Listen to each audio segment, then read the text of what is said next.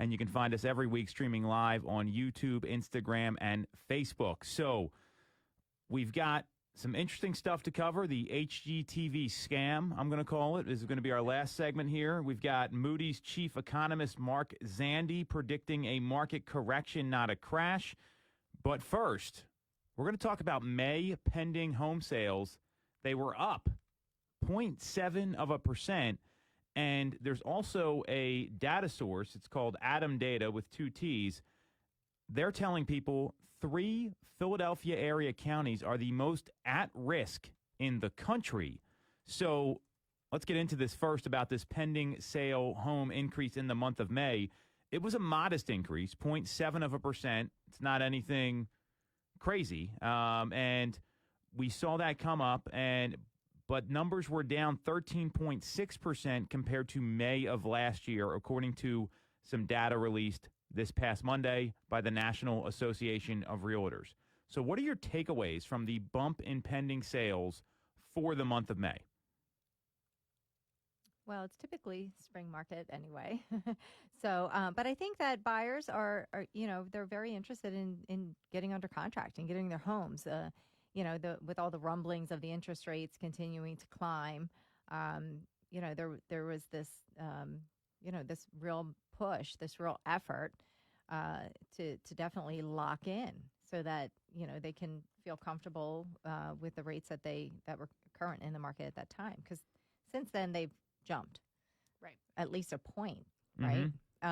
So I think that has a lot to do with it. But it's funny how, prior to the May's numbers coming out and this information coming out, like there was so much negativity about the housing market and everything's going to collapse and it's like, doom and gloom. Right. And then we get these May numbers and it's just what we thought because we felt it. Like we were in it, Sarah. So we knew what was actually going on in the market. Yeah, no, I would absolutely agree with that. I mean, I think that this was the interest rates were already on the rise, but not to where they've since gotten to. So motivated people that were ready to move forward were doing that. And I mean, it was smart. Like as we've predicted, rates have continued to climb. Inventory is still where it has been. So it was a smart move to get in and secure the property. And I think that it makes sense that there was a little bit of an uptick there despite everything that we were hearing. I would also argue this is the first seasonal market we've seen in over 24 months because typically May has the most homes that sell. So that probably has something to do with it. You brought up a great point, Stacey. The people that did this and bought in May, they got to be like high-fiving themselves, congratulating each other. Hey, we made, we made a smart decision. We probably got lucky. Lawrence Yun came out, and he's the chief economist of NAR. He said despite the small gain in pending sales from the prior month, the housing market's clearly undergoing a transition, and contract signings are down sizably from a year ago because of higher mortgage rates. Well, duh. Thank you, Lawrence. This is not anything new. Do you see this trend continuing? How do we see the outlook now? Because I think this is a little surprising news, even though it's modest, because the negativity that's been out there, to your point, do you anticipate we'll see more sales in June, less sales in June? How do you see the summer playing out here? I mean, the second half is something we can predict maybe next week or something like that. But what does the summer hold here, given that May went up after 6 months of declines, which I think is pretty notable? Well, I think, June has been on pace with my May activity. I still have a lot of clients. And this is personal, correct? Personal, okay. Yeah, personal and local that are still looking, to get into the housing, to actually secure their homes. So it's still a very active market here locally. And it notoriously drops off in July and August anyway. So I think we'll see that trend also. So it's nothing to be, hair on fire, like, oh my gosh, the market is going to collapse. That's just going to be the regular, normal, projection or trajectory of the market. But as far as June, I think June's going to be a pretty healthy month for transactions, even though the interest rates have risen. There's still people that need to buy and sell. So we'll always have that. So that's why we're out here diligently working to help our clients. Yeah, I mean, I think that June is gonna. I agree. I think it's gonna be healthy. I think it's gonna. We're gonna see that uptick of pending sales again. I think what we're not gonna see just off of that number is maybe what secured the property and what the buyer had to do to get it. I think in some cases, as we've kind of mentioned before, and this is not in every case, there are certainly still many properties out there that you need to go in, waiving inspections, going, however much above ask. But, we're starting to see more of those properties where you can not sneak in, you put it in the contract. You can ask for an inspection, and maybe you're still having to put in, certainly thresholds as to what you're going to be looking for out of that and what potentially you'd be asking back from the seller depending on what comes up. But we're not going to see that in the number. But I think that, I think it's going to be healthy. Well, and you brought up a really good point. We talked about this last week, that Redfin had some data that came out that showed sellers were dropping their prices more after their homes were lingering on the market. And one of the things that's at play here is inflation. Inflation is taking a bigger bite out of consumers' paycheck each month. And the Fed is pushing that policy to kind of calm this down. Even if you watch and the news is just so negative right now. There was a study out there that said that people are going to be paying anywhere from 7 to 9% more for 4th of July barbecue goods compared to last year. That's a pretty big jump. It's silly. You're talking about hamburgers and hot dogs, and the cost of beef is up. And this is something that's weighing on people. But as inflation does take a bigger bite out of consumers' paychecks, you're going to see demand soften a little bit. It's going to be a slight deceleration. There's still not enough inventory out there. It's not even close. To me, you got to get to 4 or 5 months before you even have that conversation where the market's going the other way. So because sellers are getting more realistic, I'm clear that's going to help the pending sales numbers stay consistent. We're, 3 days before the end of the month? We're a couple sales off where we were in May, roughly. And we've also seen more terminations this month than we saw in previous months. So that does say there's a little economic uncertainty there, just from our numbers, because we don't have the June data yet. So knowing that's the case, it seems like inflation's still at play here. People are still moving, and this is what a normal market looks like, where you don't see these wild swings of, hey, prices just went up 1% in the past 30 days. Congratulations, Stacey, your home's worth more. Or there's 10% more homes that sold than this time last year. And we're just not going to see those numbers because you have to think about what was going on in 2020 and 2021. So what were some of the things you weren't or you were or were not doing might be what was your life like a couple years ago, just from a consumer side? A lot different. Yeah. And, there wasn't as many options for things to do, places to go, and other places to spend money. Right. There's also a lot more cash in the system. Yeah, a lot more cash. People think about all that vacationing. government money that went out. A lot. And a lot of people didn't need it. They just took advantage. And I'm not saying that's good or bad. It's out there. It's free. There's not a lot of strings attached, but there was a lot of cash in the system to keep the economy moving. So seeing all that, I don't know that pending sales are going to differ that much from one month to another. I'm clear we're going to see that seasonal market like we talked about.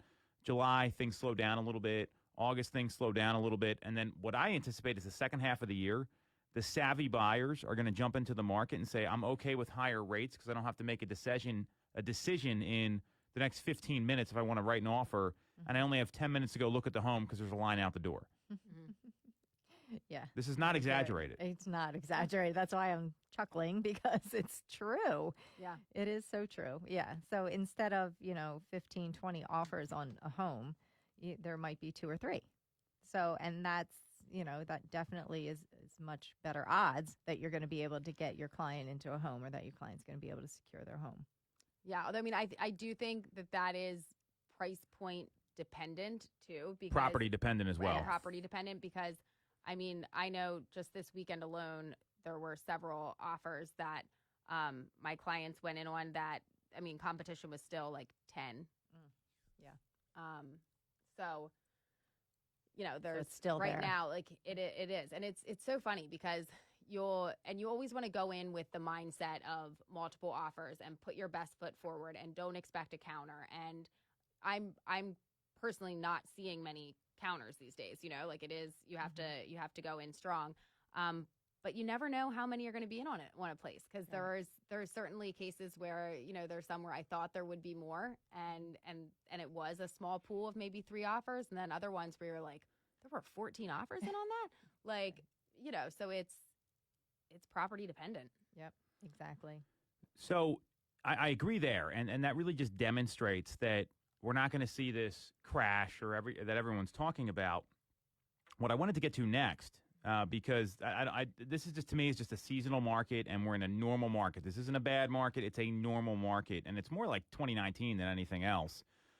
There was some data that came out last week, and it's from a company called Atom, ATTOM, and they are, just to give you an idea who they are, because you're probably thinking, who is this company? I've never heard of them before. Atom is a dedicated group of industry experts that are committed to providing data around real estate and around properties, and they provide like tax and mortgage and foreclosure information. So they look at all the factors. And this article was in the Philadelphia Business Journal, and it also made its way around the country, that apparently 3 counties in the Philadelphia area are some of the most at risk in the country of potential declines. And they actually ranked the top 50, where the Philadelphia counties came in, where it was Philadelphia itself. And then additionally, they identified 2 of Delaware's 3 counties, which I would consider the Philadelphia area. And they cited them as at risk for having the biggest downturns or the biggest decline in values. What do you think about this? Well, Philadelphia City. Yes. And then what were the other counties? 2 of the 3 counties in Delaware. 2 of the 3 counties in Delaware. Like Delaware State. Yeah, yes. Oh, okay. And Delaware County would be 1 county, not 2 or 3. Okay. So just to be clear. So Delaware State, a couple of counties in Delaware State. Yes. Yeah. And then Philadelphia City. Mm-hmm. I see there's a couple in Jersey, too. Couple in Jersey. New York and Chicago were some of the others that were found. And southern states were considerably less exposed to a downturn.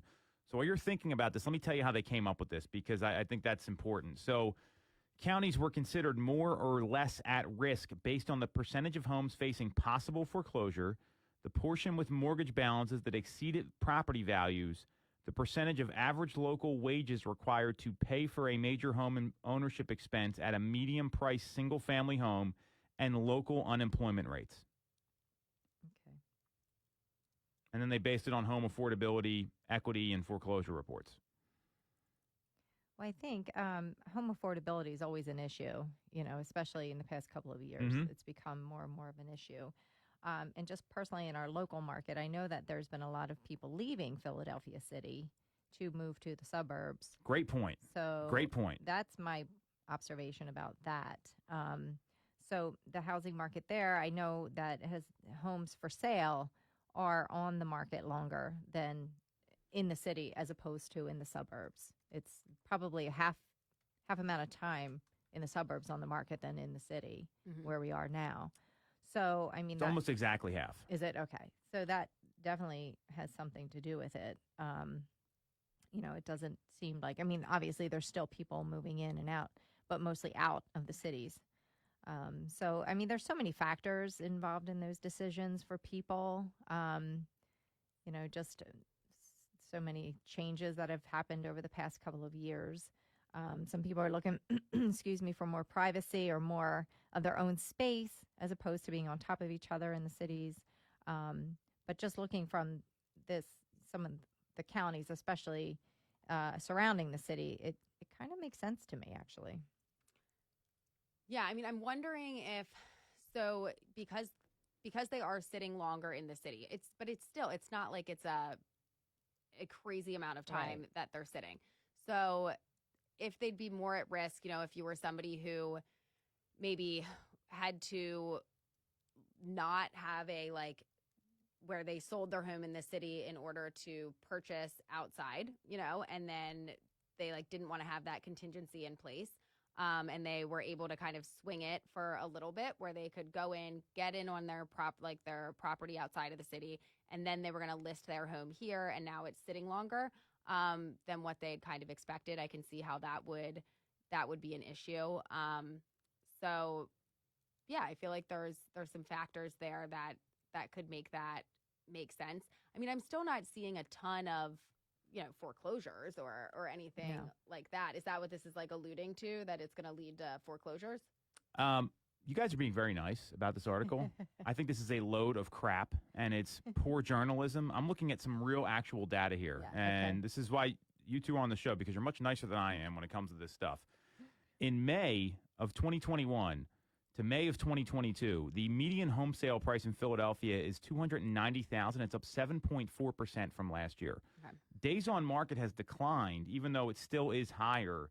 On average for the year, it's about 45 days. It went down to 30 days from a peak of 47 in February. That's pretty good. And so now there is more inventory in Philadelphia. And the thing about Philadelphia is it's such a diverse county. I mean, you go from Rittenhouse Square or Center City or Bella Vista, right? These places, they're going to be a lot different than when you go to some of the neighborhoods in like Southwest Philadelphia or North Philadelphia, where I think there's probably more of those risk factors that exist. Mm-hmm. I look at this article as pretty irresponsible because they don't tell you how they got the data. I mean, they don't give any factors here other than we made a study of all these things. And the city has some issues when it comes to taxation. Number one, you got the city wage tax there. Obviously there's other things going on in the city that I'm not going to get into now. Foreclosure activity and unemployment. I mean, I think that's kind of dependent on the neighborhood to a certain extent because. Look, there's problems down in Kensington with what they're allowing to happen with police and all those things. So I look at this article as really, really irresponsible because to me, Philadelphia, it's a neighborhood to neighborhood thing. You can't group the whole county as one. Right. And I would argue that for most counties out there, period, even Chester County, very diverse from when you go to west, south, and then northeast, or Montgomery County. You're out in Pottstown or you're in Lower Merion. Those are two very different areas. So this is one of those articles where it's just, I don't know how people feel good about putting this out there because to me, the media has this all wrong right now, that there's challenges with the housing market. There's a deceleration happening. It's not the most vulnerable to a collapse. I would argue that some of the places outside Philadelphia are more vulnerable because they don't have the job market that we do here. They don't have the industry that exists. We're the fifth largest metro market in the country. To me, this just is, and look at the other places they're citing. New York and New Jersey, Chicago, California. So these are places that have typically not had those big ups and downs in the market like we saw in the depression of 2008, not the recession, the depression. And a lot of people tend to forget that stuff. So this to me is, it's all over the place. I mean, it was on the Philadelphia Business Journal. It's on this Adam website. I never heard of these guys before. Hopefully they go out of business after this. It's bad information that creates a lot of fear in the marketplace right now. That's my take on this. Yeah, it is. I notice a lot of the headlines pertaining to the housing market are all negative. It's if anything that you see that you're just scrolling around or that you're listening to, it's all negative. Yeah, it is very interesting being in this industry and seeing what gets put out there versus like what to be true on your day to day. Yep. So we're going to talk next, and I think this is a great time for a break because the Moody's chief economist came out, and he was on CNBC yesterday. His name's Mark Zandi, and he predicts a correction, not a crash. And there's also talk of like some institutional buyers and what impact that has on the market. So we're going to talk about all that next because this is the stuff that's getting pumped out there constantly. It's a great segue. We're going to go over his segment, what's right, what's wrong, what's actually happening. We'll cover all that next on Toole Time, Real Estate Radio on WWDB 860 AM.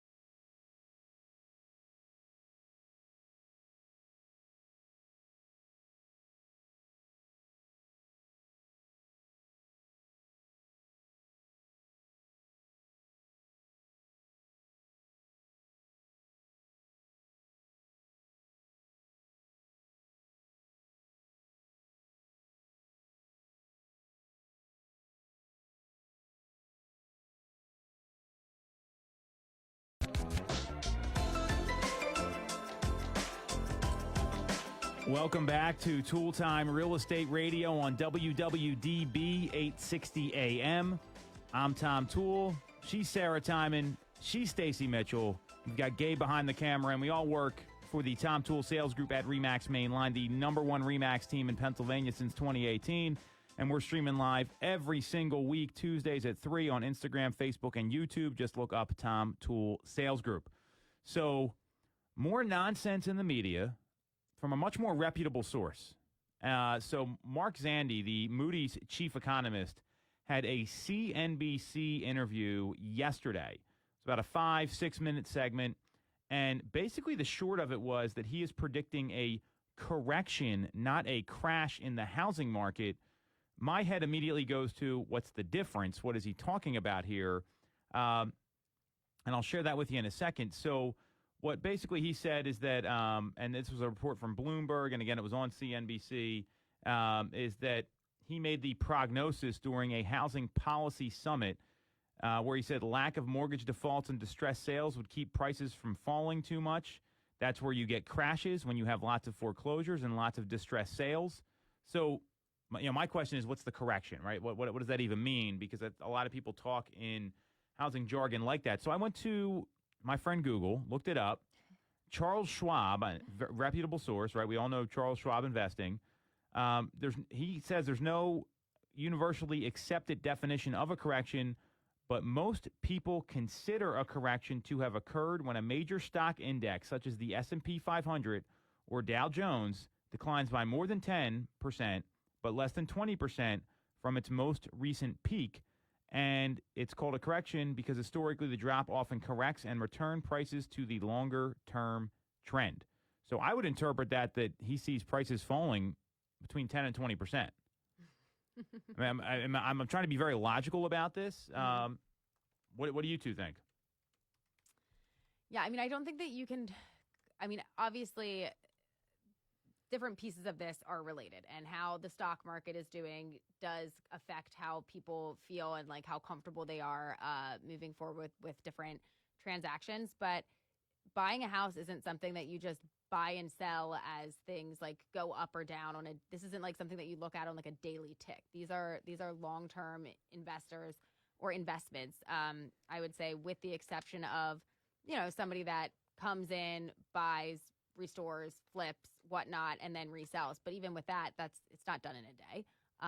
So it's all of this in the housing market is a longer term piece than just like, today it's up, tomorrow it's down. It's you're in the game for more than a couple days here. Yeah, and most home buyers don't see it as like an investment. It's their home. Right. You know what I mean? It's like they're buying their family home. Although it is an investment and it's the best way to build equity and generational wealth. But that being said, it's still, they're buying a home. But yeah, I thought that was interesting. There's another article that talks about the NAR reported that existing home sales for April came in and it was down, but the home prices were up 14.8%. And that's where we still find ourselves in, that the home values are still increasing. So, yeah, it's interesting. I don't see the crash or the correction. I think things are going to level out. We have the interest rates that are going to take people out of the housing market altogether.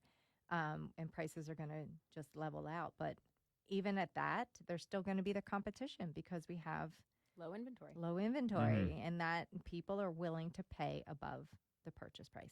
Right. Well, and so another definition of what a housing correction is, this comes from the Motley Fool, which is pretty reputable investing website. A housing correction is not the same thing as a crash. Thank you. We knew that. During a correction, home prices return to more normalized levels of buying and selling.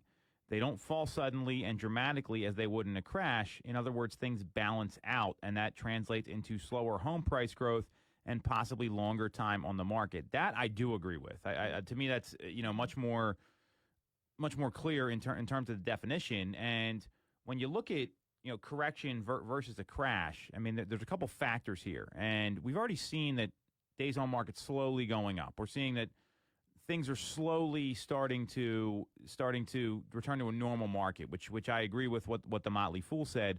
So number one, the underwriting's a heck of a lot better. We don't have these risky products anymore that are out there where folks were basically coming up with their income on their own.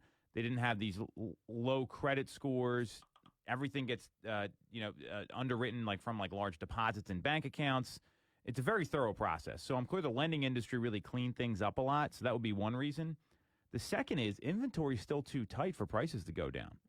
I mean, I don't see that changing anytime soon, at least in the next 6 months or this year. I mean, what are your observations there? I agree 100%.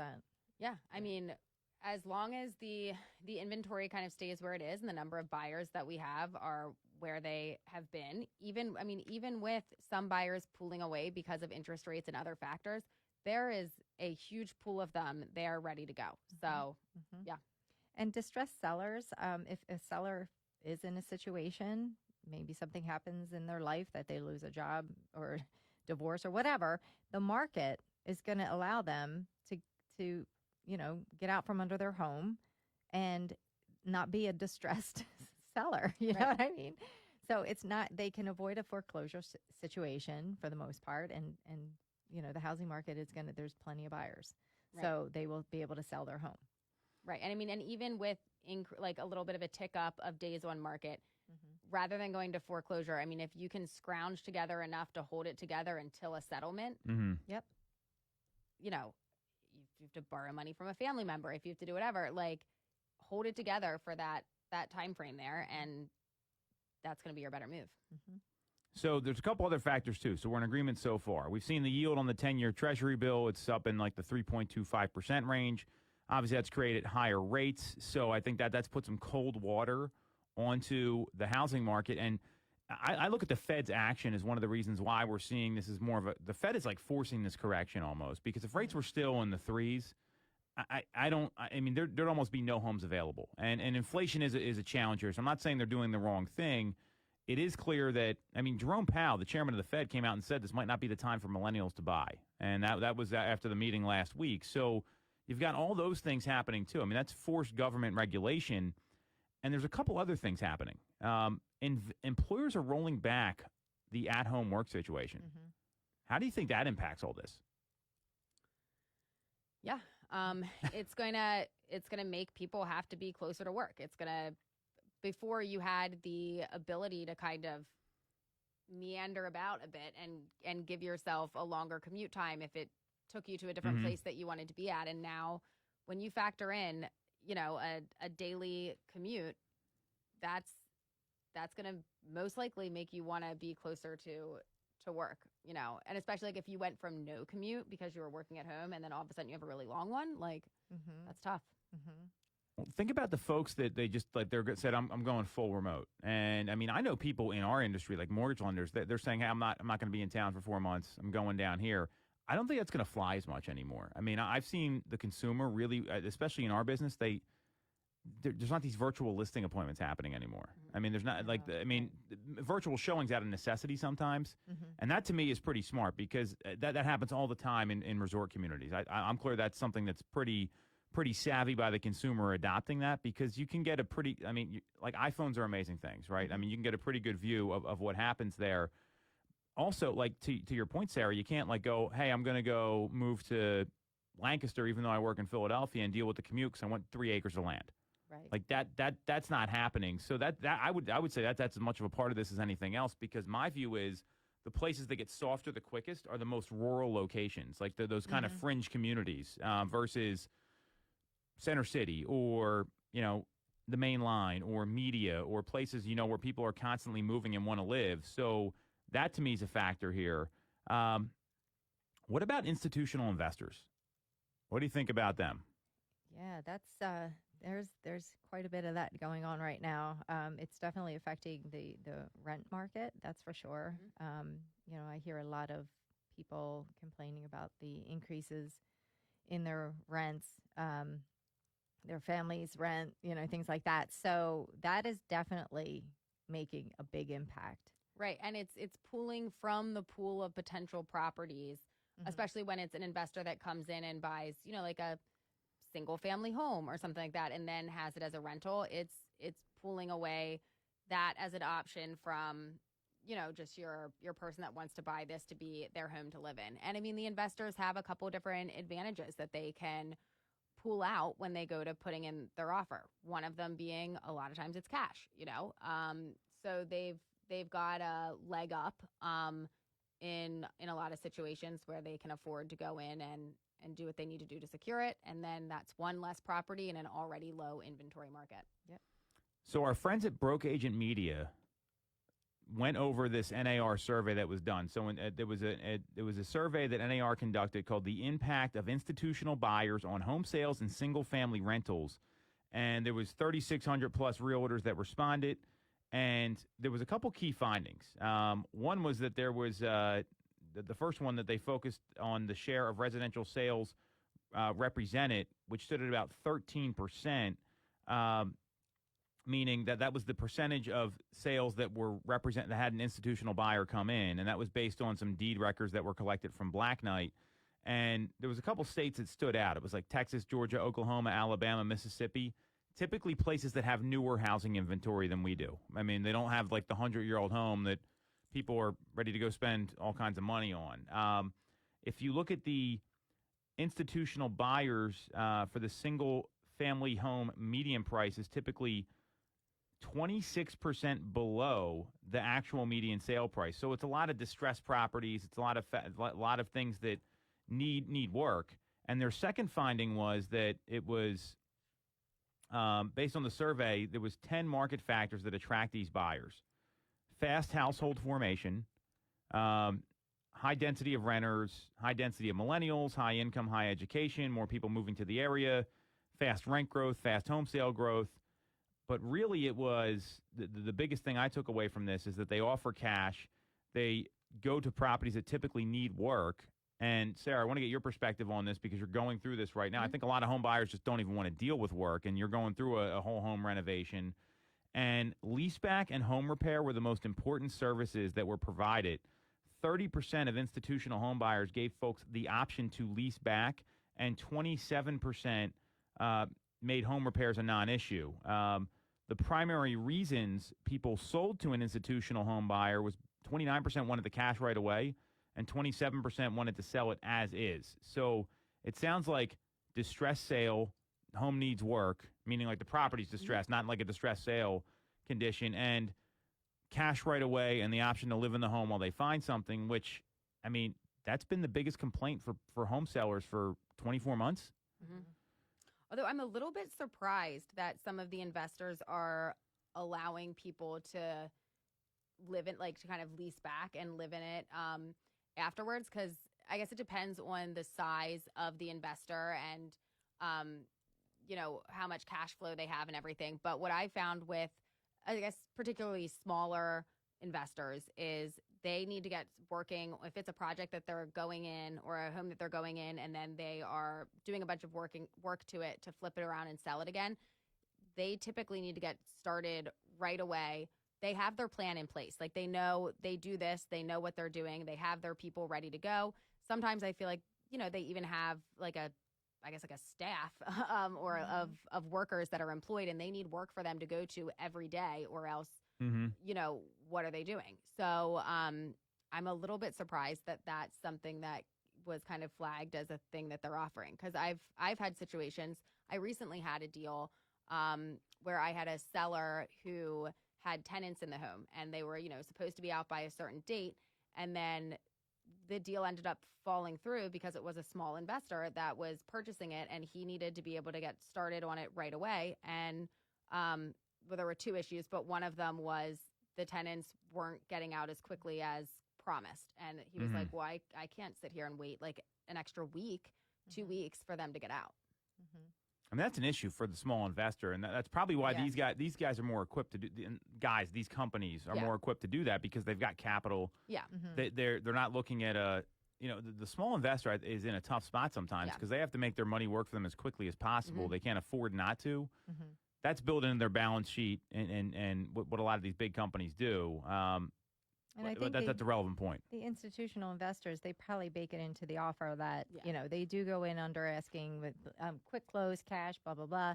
But then they probably say, well, sure, you can rent back for a month or two at X amount of dollars. And they Yeah. take it from the proceeds of the seller so they don't really feel the pain Right. of that. So actually, the institutional investors are still capitalizing on that time. Sure. So, because nothing's for free. Yeah. That is true. Pay with your money or you pay with your time. Exactly. So Yep. a couple takeaways from this report, and then I've got a question for you two to kind of digest here. So the biggest takeaways from the study were that a lot of these homes, they're turning them into rentals, and it's actually increasing the supply of rental housing. At the same time, it's also reducing the supply of developed lots, construction labor, and ultimately properties for homeowners. And the purchase of existing homes by institutional buyers reduces available inventory, which will tighten the housing market. So do you see this continuing? I see a lot of positives to versus like a hedge fund that just invests in stocks and shorts and hedges and all those things versus a much more stable investing profile. Do we see more institutional buyers coming to the marketplace? Do we see less? Is it going to be regional? What are your observations from reading this study here? Because if we see more, it's going to impact the inventory challenge. If we see less, that could be a boon for buyers, and there might be an opportunity for sellers here who have those homes. They're just afraid to get inspected and have an end user come in and want to purchase. I think it is going to be regional, absolutely. And I think with investors, it always comes down to the numbers. There isn't emotion there. This isn't a place that they're necessarily going, especially the larger institutional investors. This isn't a place that they're going to be living. So for them, they've got their spreadsheets, they've got their numbers, they've got where it makes sense and where it doesn't. So as long as it makes sense, I think that they'll continue to do it. Mm-hmm. I think right now they see it as a great investment opportunity, great hedge against inflation. Mm-hmm. They're going to continue to do it until it's not working for them, like Mm-hmm. Sarah said. Yeah. Because that's all it comes down to, the bottom line. So one thing you said, Sarah, that I could not agree more with, is that it's going to be regional because some of the houses around here, they're kind of, they got some issues, right? I mean, if they need repair, think about a structural problem for a 100-year-old home. I mean, you could be looking at almost a tear down in some cases versus a home built in the 1970s or 80s, a little easier to fix. Yeah. So I do agree, and I don't think it's a coincidence that when you look at the market share of where they're doing this, it's a lot of places like Texas, some of these more southern markets, Georgia, Oklahoma. These places just aren't as developed.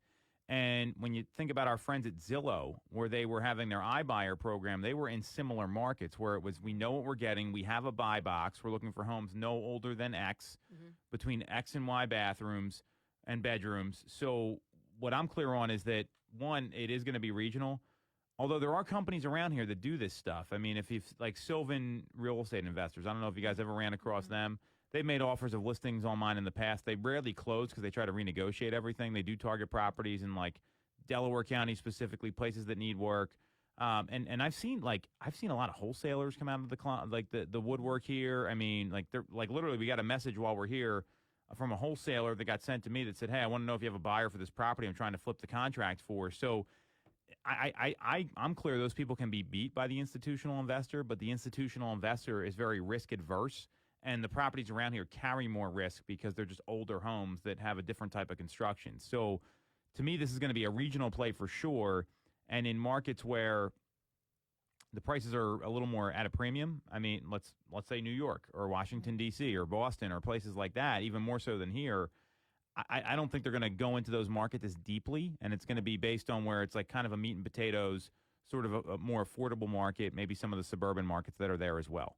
But I do like the investing strategy because it's a lot more stable. Yeah. So is this part of the reason why we're hearing correction versus crash? Do you think that, because these buyers are still going to be out there, I think they're going to suck up some of the available opportunities for folks. Yeah. I mean, you were looking for a fixer-upper when you bought your home, right? I mean, not initially. Well, okay, but you kind of shifted, though. I mean, we did. I felt like I was there, even though I didn't really help you at all besides a couple phone calls. I felt like I was part of the process, Sarah. That's why I'm asking. Right. So we did kind of shift from what we were initially thinking to then kind of going down the road of we're going to be doing some work. how much work was kind of up in the air. We looked at some that needed more work than others. The one we ultimately ended up going with needed quite a bit of work. We're in the middle of it right now. But you have to have a certain mindset going into that, and you have to have at least one of you, my husband, that's like good with the numbers, good with you have to be organized. You have to be on top of everything. Like if you just let stuff That's an understatement go, right there. it goes, Yeah. The budget will south. go, yeah. The budget, the time, and decisions have to be made. Like you can't just take a couple days off of I'm not going to deal with this now. Like if you fall behind on anything, it affects so many other things. And it really is you're managing a whole project, no matter how our contractor's phenomenal, but you have to constantly be all right, checking in, what's going on. There's a lot of late night phone calls for, where are we at with this? What decisions need to be made? And you have to be able to pull the trigger on stuff. If you're somebody that's going to struggle to make a decision, this might not be the best fit for you. And it's also one of those things where you can have it very from the beginning, things can be organized. This is your budget for this. This is what we expect for this. But when you start opening stuff up and doing stuff, it can go all types of different directions. So you have to be able to, kind of, I don't know what word I'm looking for right now. You can't see it on the radio, but, Go with the flow. Yeah. yes, Navigate go with the through flow and be able to be like, the all right, dilemmas. we're going to, yeah. There's always. You've yeah. got to be able to do that, or else it's not going to be successful.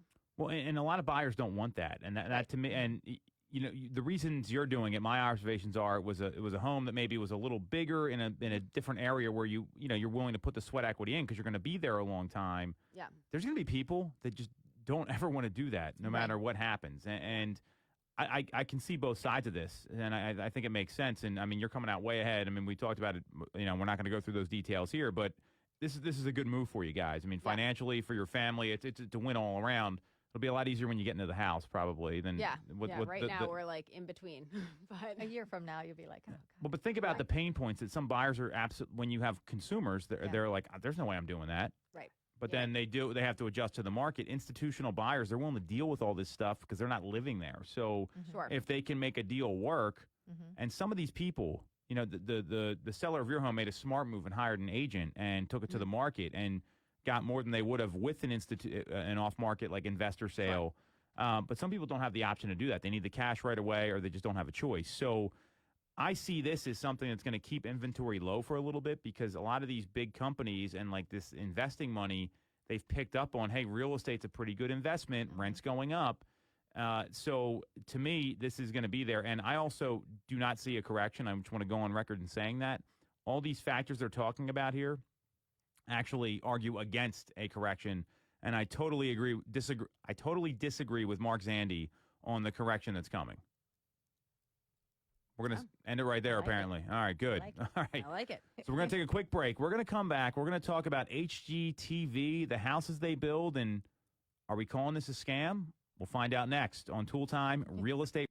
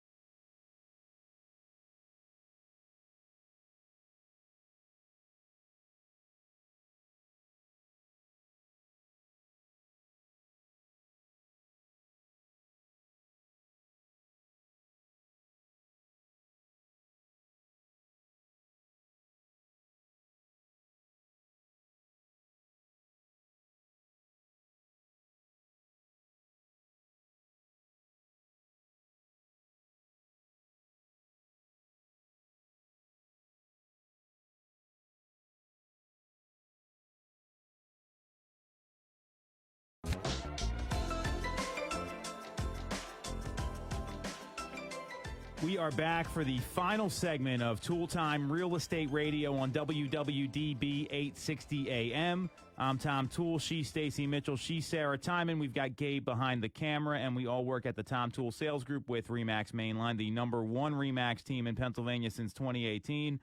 And I like the excitement there, ladies. It's always makes me happy.